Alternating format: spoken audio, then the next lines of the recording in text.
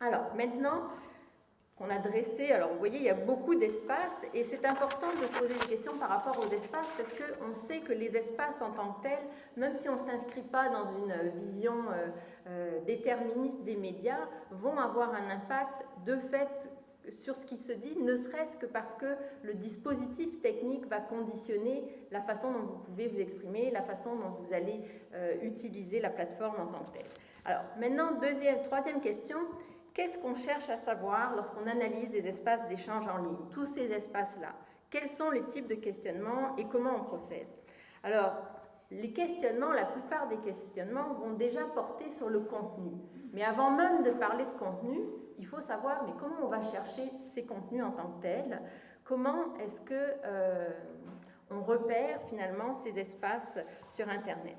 Alors, quels sont les forums sur l'autisme? Quels sont les forums sur le suicide? Je cherche des forums sur la perte de poids ou des pages Facebook, etc. Comment je vais les trouver? Si on parle des forums, dans la plupart des recherches, on va en fait faire la sélection via les moteurs de recherche, tout simplement type Google, et on va rentrer le mot de la problématique, par exemple suicide plus forum en mettant le plus proche de forum.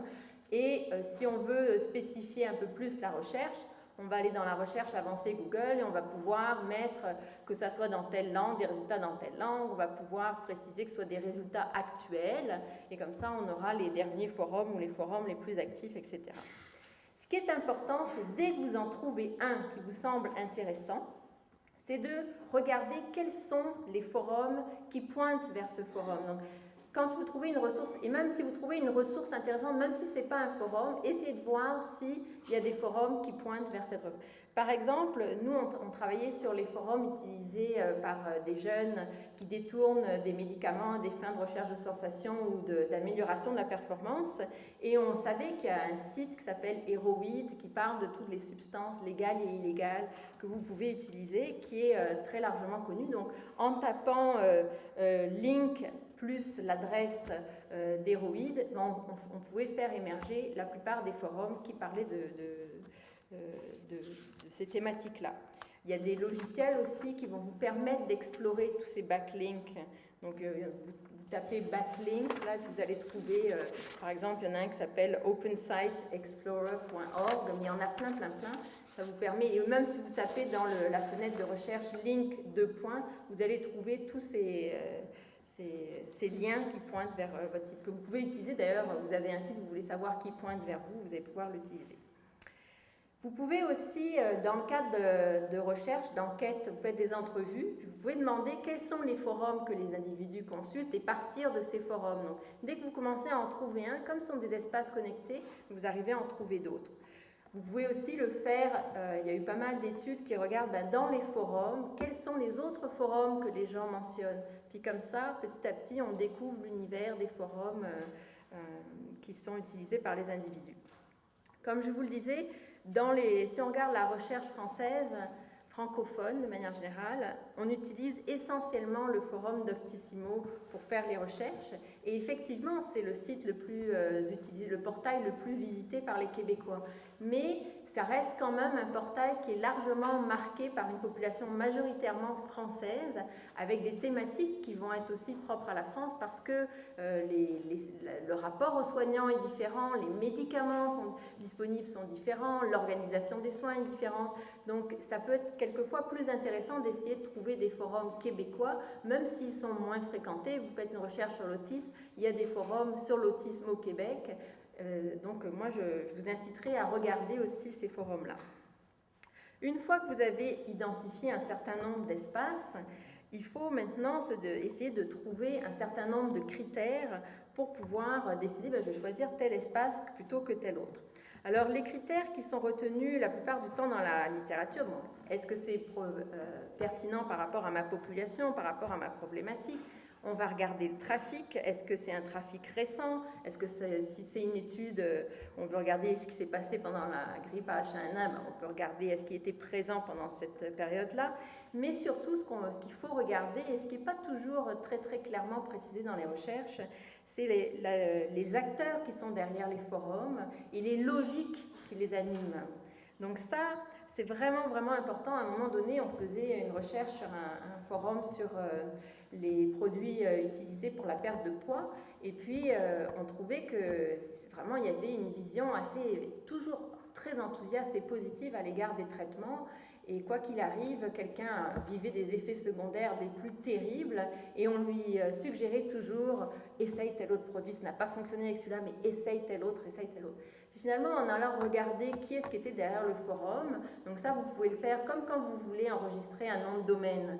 Donc vous allez regarder si le nom de domaine existe et vous pouvez regarder aussi qui est-ce qui a acheté les noms de domaine quand ils sont déjà pris. Donc vous pouvez utiliser comme Whois dans le site register.com et là vous pouvez voir à qui appartient le forum ou le site qui a été créé. Et nous on s'est aperçu que c'était un distributeur pharmaceutique et comme par hasard tous les produits qui étaient recommandés dans le cadre du forum étaient aussi des produits qui étaient en distribution sur d'autres sites type pharmacie en ligne qu'avait ce distributeur.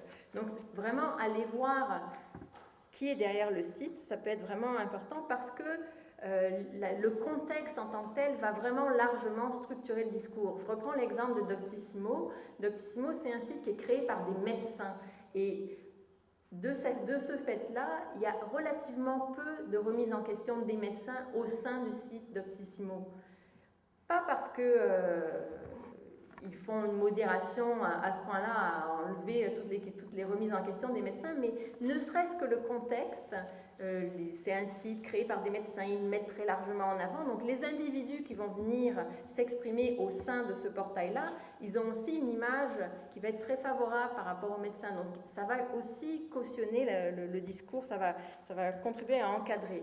Il y a je pense à un autre portail, HelloDoc, qui s'est créé au Québec il n'y a pas très longtemps. D'ailleurs, le docteur qui l'a mis en place était venu faire une présentation dans le cadre des séminaires Internet et Santé. Et là, c'est un forum où on peut discuter de différentes thématiques, mais comme c'est créé par des médecins, en fait, les gens l'utilisent énormément pour poser des questions directement aux médecins. Donc, le fait de savoir que c'est créé par des médecins, ça amène aussi, c'est qu'on s'adresse aux médecins quasiment. Donc, trouver le contexte, essayer de comprendre qui est derrière, ça va vous essayer à comprendre ce qu'il se dit.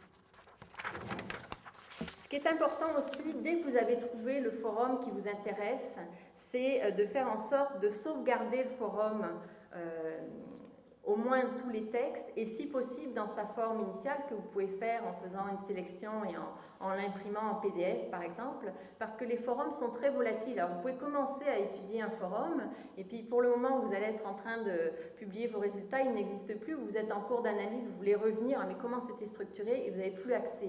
Donc c'est très important de pouvoir le conserver, et en même temps ça permet de conserver la présentation visuelle. Ça peut aussi être important parce que quelquefois le forum va être ouvert, hein, donc vous pouvez y aller sans vous inscrire, et puis tout d'un coup les réglementations changent et ça devient un forum où il faut s'inscrire, donc là ça change tout. Si c'est et ensuite, donc, c'est intéressant de présenter les critères que vous avez utilisés et de montrer comment vous avez choisi. Donc, vous avez, d'une part, ça vous permet de délimiter l'espace, de cartographier un petit peu l'espace de forum qui traite de la problématique qui vous intéresse, et ensuite de montrer comment vous l'avez choisi. Alors ça, c'est un exemple, une étude de travail d'ailleurs qui est disponible en ligne et c'est vraiment une étude où la méthodologie est très bien faite. C'est sur les produits de dopage sportif. Pour ce qui est des groupes forums, par le moteur de recherche de forum, en vous positionnant sur groupe, vous allez pouvoir faire sortir les groupes. Par exemple, là, les groupes sur l'autisme. Comme de plus en plus de groupes en fait, vont créer maintenant des pages Facebook, ça peut être intéressant d'utiliser tous les résultats, de ne pas se positionner nécessairement sur groupe, et comme ça, vous allez pouvoir les faire sortir. Et ensuite, vous regardez en fonction du nombre de membres dans chacun des groupes.